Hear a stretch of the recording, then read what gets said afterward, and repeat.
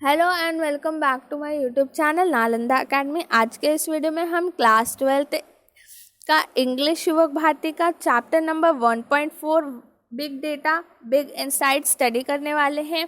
तो जिसने भी वीडियो को लाइक नहीं करा है वो लाइक कर दे, शेयर कर दे अपने फ्रेंड्स के साथ। आज चैनल को सब्सक्राइब करके बेल नोटिफिकेशन को ऑल पर सेलेक्ट ज़रूर करें। तो देखिए, अब जो नेक्स्ट वीडियो आने वाली है एक्सप्लेनेशन के बाद, वो एक्सरसाइज की वीडियोस आने वाली है।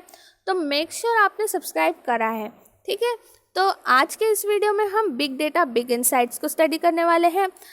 और मैंने an astrologer's day on saying please the cop and the anthem सबका एक्सप्लेनेशन का वीडियो अपलोड कर दिया है। जिसने नहीं देखा है, लिंक मैं आपको दे दूंगी डिस्क्रिप्शन में और आई बटन में भी दे दूंगी, आप जाकर देख सकते हैं।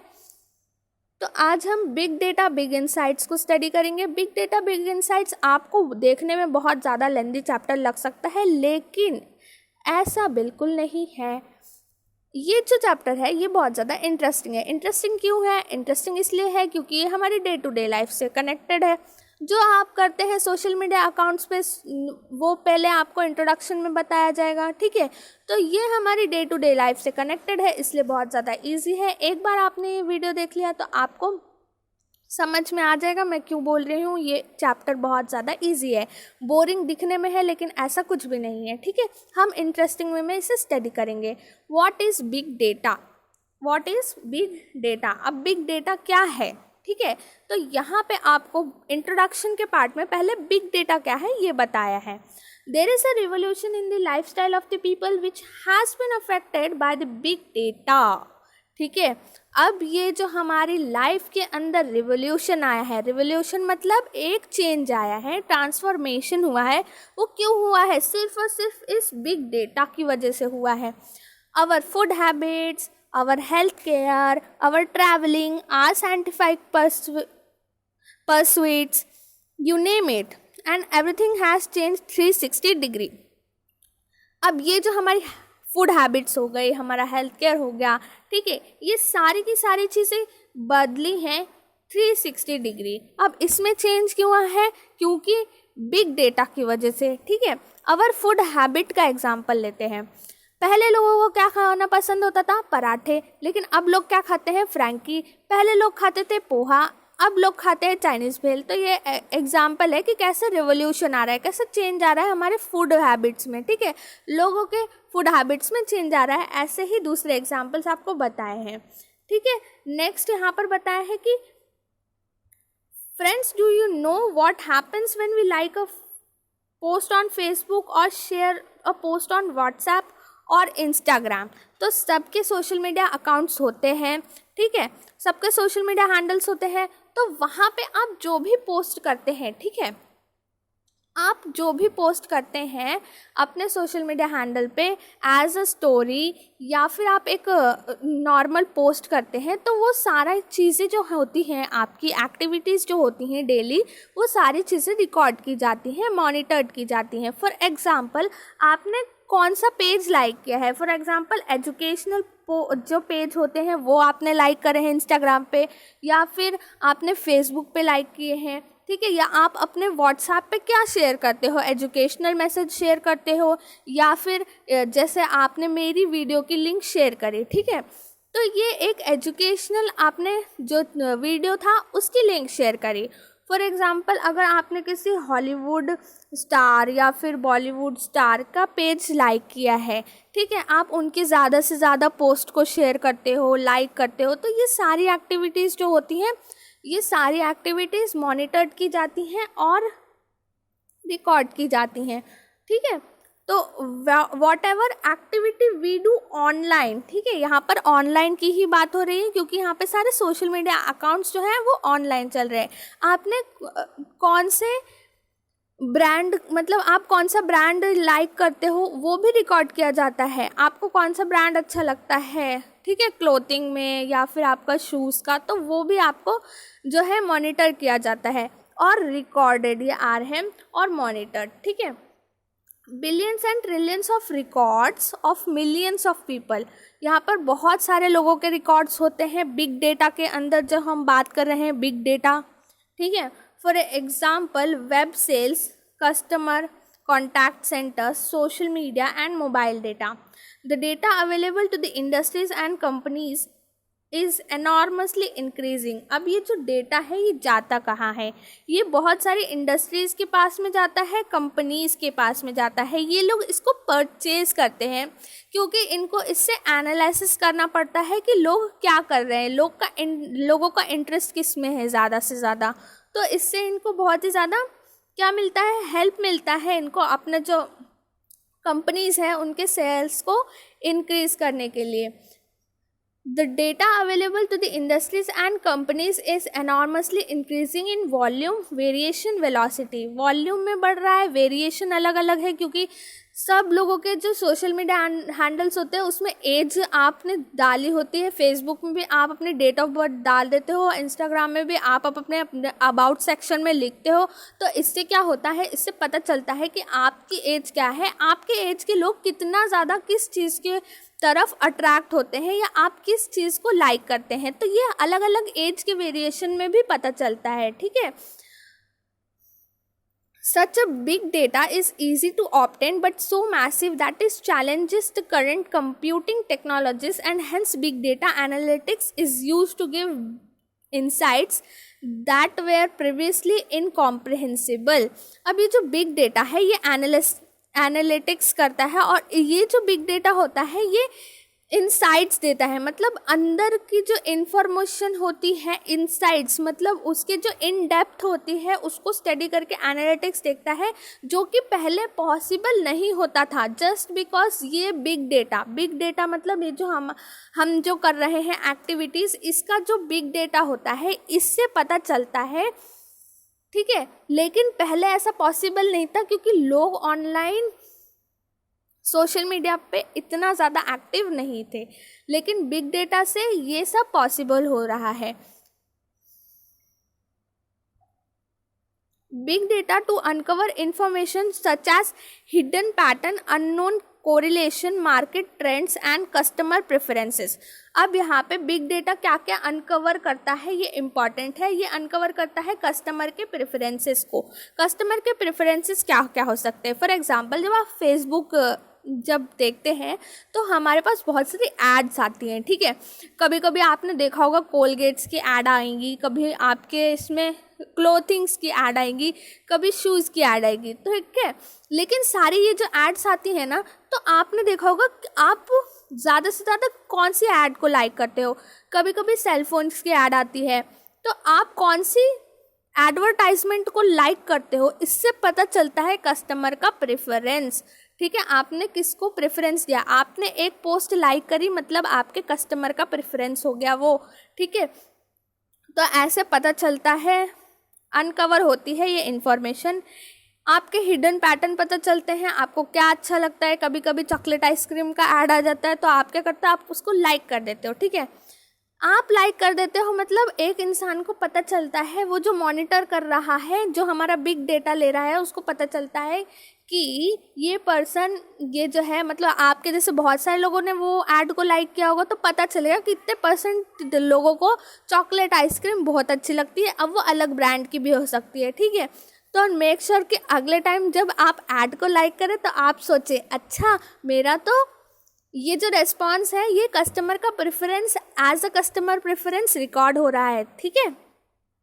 With the help of data they have innumerable advantage. अब इससे बहुत ज़्यादा एडवांटेज मिलता है। एडवांटेज कैसे मिलता है?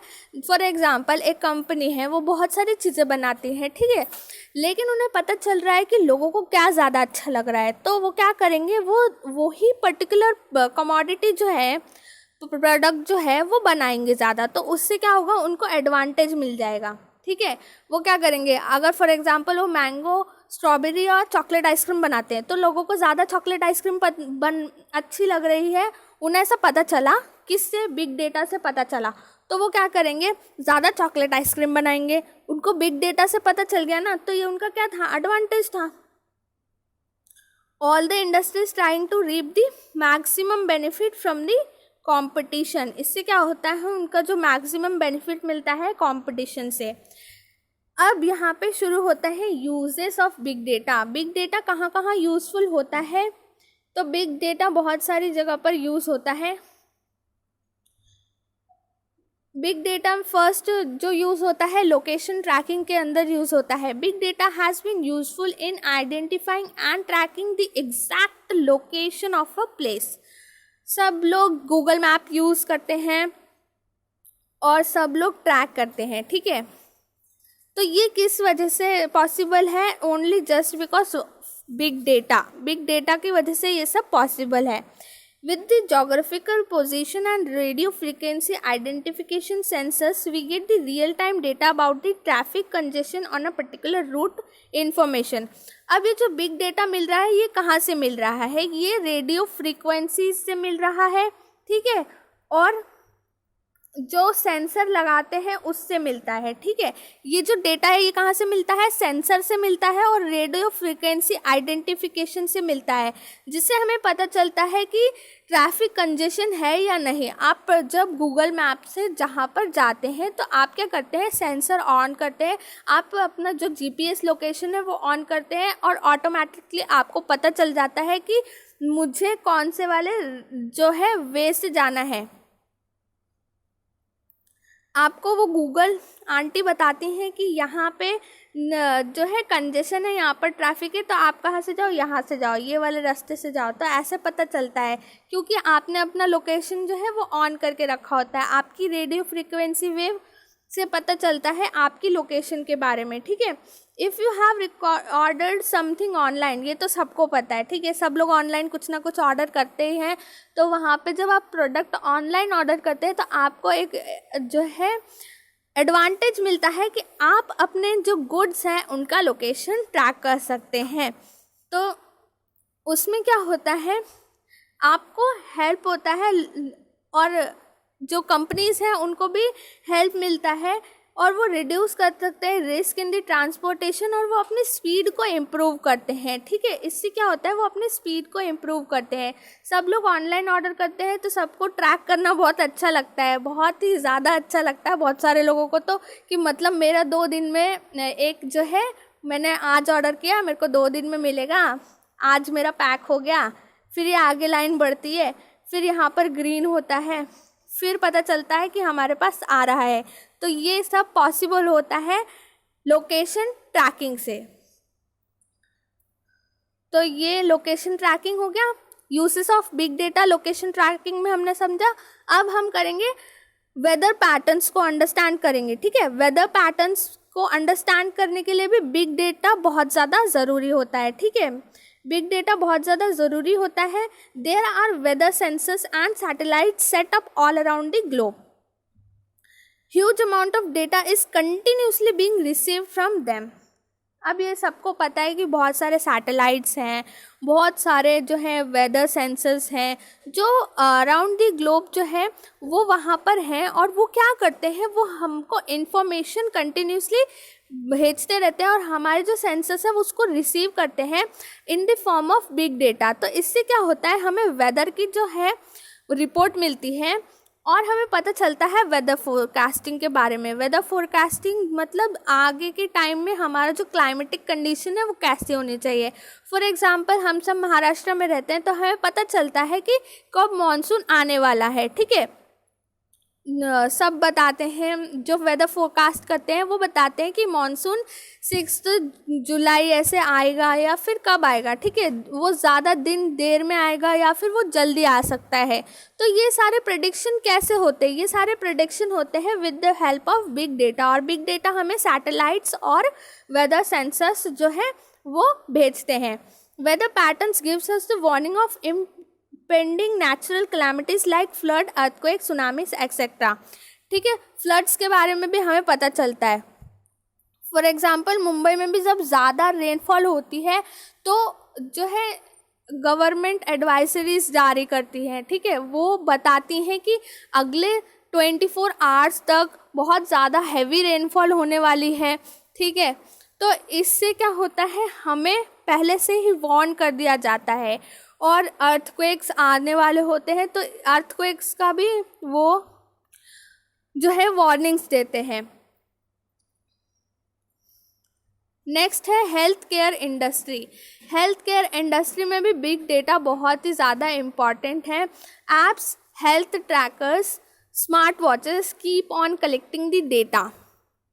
अब यहाँ पर डेटा कौन कलेक्ट कर रहा है? हेल्थ ट्रैकर्स जो एप्स होती हैं और जो स्मार्ट वॉचेस होती हैं आप उसको अपने रिस्ट पर पहनते हैं और वो आपका जो सेंसर है, वो जो सेंसर उसमें लगा होता है वो इतना हैवी होता है, मतलब उसकी जो रेडियो फ्रीक्वेंसी वेव्स होती हैं वो आपका ऑटोमेटिकली जो ब्लड प्रेशर है और हार्ट बीट है उसको काउंट करती है और वो कीप ऑन ट्रैक करती है आपका हेल्थ केयर। ठीक है, आपका बीपी किस टाइम बढ़ गया, किस टाइम कम हो गया, इंक्रीज डिक्रीज हो रहा है, या फिर आपके हार्ट रेट में कब बहुत ज़्यादा इंक्रीज हो रहा है, हार्ट बीट कब ज़्यादा तेज़ चल रही है, कब कम चल रही है, ये सब हमें वो रिस्ट वॉच जो स्मार्ट वॉचेस होती हैं सिर्फ उसमें पता चलता है। ठीक है, नॉर्मल वॉचेस में नहीं पता चलता है। ठीक है, ये सारी की सारी चीज़ें क्या करती हैं, ये हमारा जो डेटा है हेल्थ केयर का वो कलेक्ट करती हैं। ठीक है, ये वो कलेक्ट करती हैं। आप हेल्थ ट्रैकर्स में जो जी स्टेप्स ऐप होती है और वगैरह जो हमारी ऐप्स होती हैं, इसमें पता चलता है कि हम कितना ज़्यादा चले। ठीक है, कितने जो हमारे स्टेप्स हैं वो हमने चले, कितनी लेंथ हमने कवर करी, तो इससे पता चलता है कि हमने कितनी कैलोरीज को बर्न किया। तो ये हमारी हेल्थ केयर इंडस्ट्रीज़ में काम आता है डेटा कलेक्ट करने के लिए।